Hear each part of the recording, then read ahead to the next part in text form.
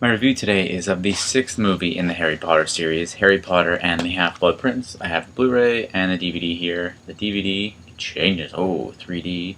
And then the Blu-ray, I just have a normal one. It didn't come with a slipcover or anything like this one. This one has the slipcover, 3D, whatever. This is the last movie that I have a DVD of. But yeah, this one came with a digital copy, and this one did not, but I'm sure you can get it on Blu-ray with the digital copy.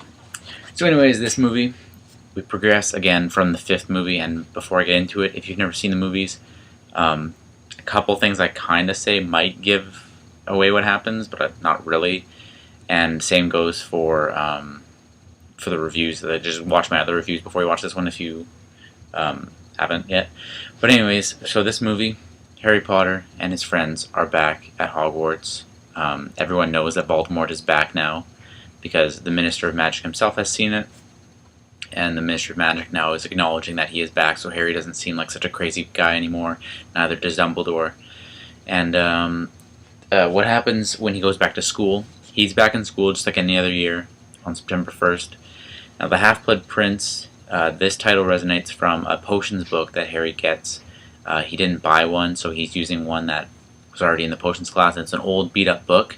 On the inside, it says "Property of the Half-Blood Prince," and in it, it's kind of scribbled. It has like extra little things to do with potions and stuff.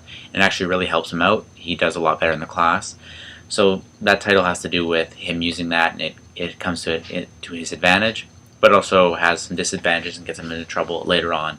This movie focuses on some more Quidditch, a little bit, not as much as the book, but this book I only read once, and I wasn't a huge fan of because. This is the fifth one, sixth one, and seventh one. J.K. Rowling, or Rowling, however you like to say it. I like to say it Rowling.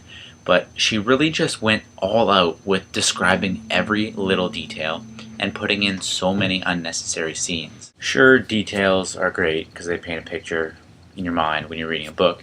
However, it gets to the point where just a certain amount of details are just excessive, like describing every little thing in a room, like the look of someone's hair, or like the look in the sky and stuff. It just gets to a certain point. However, the transcript, or what's the word? Transcript? Yeah, I think that's the word. Just the people who write the script, who take the book, turn it into the script, they do a good job of working around all of these insane amount of details and just focusing on the main points of the story for the movie itself. Now, this book, I really liked it. Focused more on, we see a lot more of the relationship between Ron and Hermione evolve. But we also see Ron get involved in this other girl, and it's much more teenagery. Like it allows the younger viewers to relate to the characters in this film a bit more, because you can't really relate to magicians, well, unless you just say wizards or witches, because they're not really magicians. They aren't really able to relate to them in that sense, but they can relate to them in the sense of teenage problems like relationships and stuff like that, and they do carry some of that over to the movie. And we see a lot of that. It isn't a huge part of the story, but they do throw that in there. Allows for a bit less of serious or sinister story going on. You get what I mean, hopefully. That being said, the main story with Voldemort really does evolve quite well, and we see it all reach its climax in the 7th and 8th films. But this one really builds up to it. We do see a couple of people die in this movie. You see a lot of people die in the 7th and 8th movies, especially the 7th book, because there are a couple people that don't die in the movies that do die in the book. But it is, you see a lot more going on. Things do get a lot more serious, a lot more sinister, and they do a good job of taking that from the book and evolving it in the movie, and we see a lot of that going on.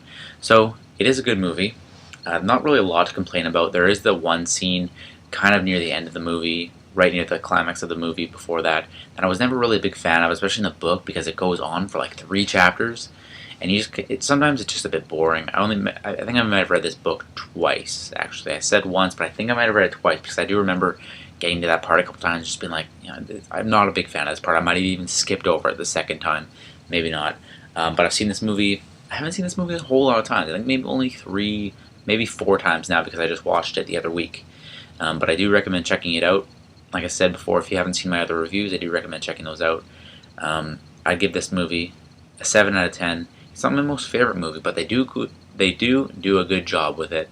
I'm not going to put it down just because it's one of my less favorite ones, because they do still do a good job.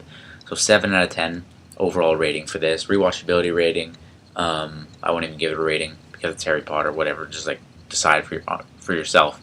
I do recommend checking this movie out. Check out the other Harry Potter movies if you haven't already. I'll be back reviewing the next movie, Harry Potter and the Deathly Hallows Part 1. That's the 7th movie. The 7th book was cut into 2 parts, so that's why there's a 7th movie and an 8th movie, which is what they should have done with all these movies, basically. But I think people would have probably got bored with that, especially with the earlier movies, because the books weren't too long. But do check them out. See you next week.